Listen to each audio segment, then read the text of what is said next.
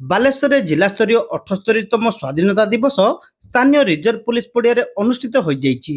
राज्य गृह निर्माण और नगर उन्नयन विभाग मंत्री डॉक्टर कृष्णचंद्र महापात्र एथिरे मुख्य अतिथि भाव जोगदे जातीय पताका उत्तोलन सह जिलावासी उद्देश्य उद्बोधन देते। स्वाधीनता संग्राम रे त्याग और बलिदान देइतिबा भारत मातार योग्य संतान उद्देश्य मंत्री डॉक्टर महापात्र श्रद्धांजलि ज्ञापन करथिले।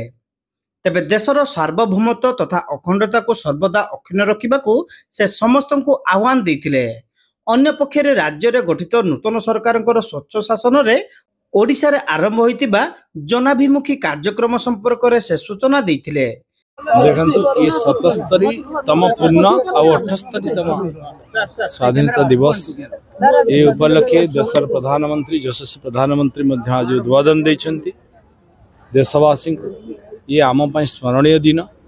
ये दिन रे आमे भारत को स्वाधीन करथिले। जो पूर्वज माने से माने तांकर बहु बलिदान देइछंती, बहु त्याग तपस्या एवं बलिदान फल रे आज भारत स्वाधीन होइछि। भारत साधारण स्वाधीन हेनी, बहुत कष्ट रे स्वाधीन होइछि। तेणु ये स्वाधीन भारत रे नागरिक हिसाब रे आज आम कर्तव्य कौन। तेणु आम कर्तव्य को आम ये दिवस को आज पालन करुँ। दिवस आम कर्तव्य को आम मन पकेबा एवं आगामी पीढ़ी आगामी भविष्य किमती निरापद रहिबो, सेमाने किमती सुस्थ रहिबे, तार पई मते परिवेश संतुलन रक्षा करबा पई आमे समस्ते एक मन एक प्राण रे चेष्टा करबा। आज मु धन्य मन करूछि। ये बालेश्वर माटी एक पवित्र माटी। ये माटी रे मते बहु बलिदान दैछंती, बहुत तेजस्वी वीर पुरुष एठी थिले। तेणु सेमान को माटी रे मु आज उपस्थित रही जो सौभाग्य अर्जन करिछि आज पताका उत्तोलन करी। तेणु मु मते आज धन्य मन करूछि एवं ये माटी को सलाम करूछि।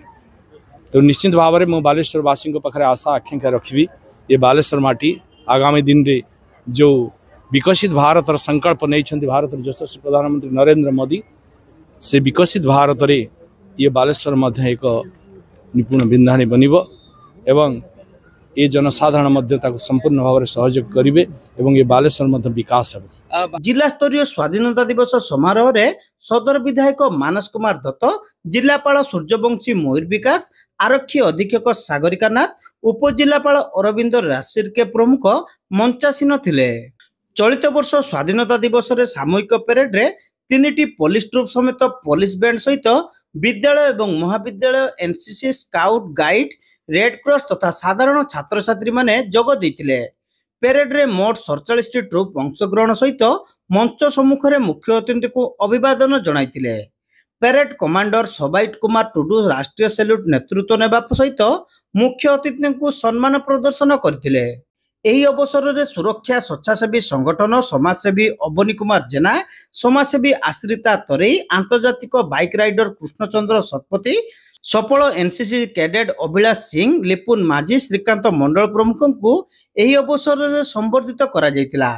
एथि सहित वरिष्ठ सांबादिक ब्रह्मनाथ रथ और हिमांशु दास को जिला प्रशासन पक्षरु सम्मानित करा जायतिला। सेहीपरि अनुष्ठित पेरेड रे विजेता दल को मुख्य अतिथि शिल्ड प्रदान करथिले।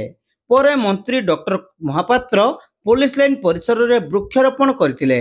अन्य मानक मध्य आईएएस प्रोफेशनल दुलाल अभिषेक दिलीप, मंडलीय वन अधिकारी खुशवंत सिंह, अतिरिक्त जिलापाल सुधाकर नायक, अतिरिक्त जिलापाल निरंजन बेहेरा, जिला मुख्य चिकित्सा अधिकारी डाक्तर दुलाल सेन जगदेव एवं अन्य वरिष्ठ अधिकारी, जनप्रतिनिधि, पुलिस अधिकारी और गणमाध्यम प्रतिनिधि माने एही उत्सव रे उपस्थित थिले।